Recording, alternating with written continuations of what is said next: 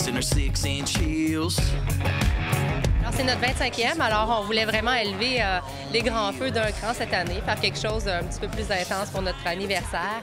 Alors, on parlait tout à l'heure de la scène. On aura une scène permanente, une œuvre monumentale, comme nous l'appelons, qui va vivre vraiment comme ça, avec les arts numériques, avec des chorégraphies extrêmes. On a lancé une bière étiquette, donc une bière qui va nous ressembler, une bière, une petite blonde avec des étincelles. Chacune des soirées va être différente. Il va y avoir des moments TELUS. Ça, c'est une nouveauté pour cette année. On a une nouvelle collaboration avec TELUS et on va offrir des cours de danse à tous les gens. Donc, à compter d'environ 20 heures, là, ça va se décliner différemment d'une soirée à l'autre pour, lorsqu'on arrivera au spectacle de 21 heures, là, que les gens soient bien préparés et aient envie de danser durant les spectacles. Les gens se déplaçaient très tôt pour venir sur nos sites et c'est un peu de là que l'idée est née de les entretenir, de les faire bouger, de les faire danser avant les spectacles.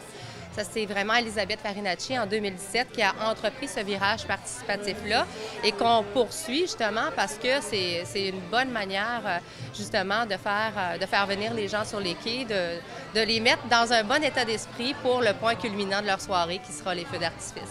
6 soirées thématisées. Comme je le disais, en fait, on s'est un peu librement inspiré de 6 films différents. Donc, pour aller chercher dans chacun de ces films-là un lieu emblématique. Alors, on va passer une soirée au Roxbury Club, on va passer une soirée au Jack Rabbit, qui est le café dans le film Pulp Fiction. J'ai quatre chorégraphes qui vont collaborer avec moi sur ces soirées-là. Des gens reconnus de leur milieu, du public aussi, des gens qui ont une feuille de route bien garnie, comme je le disais tantôt, parce que l'idée était aussi de rehausser le niveau de danse le plus possible. On voulait partir de toutes les belles affaires qui ont été faites par les années précédentes, les 2 ans qui nous ont précédés, et rehausser tout ce niveau-là.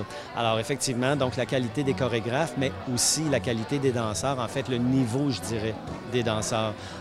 Donc on va avoir des danseurs professionnels de haut niveau sur la grande scène qui va être montée pour ça.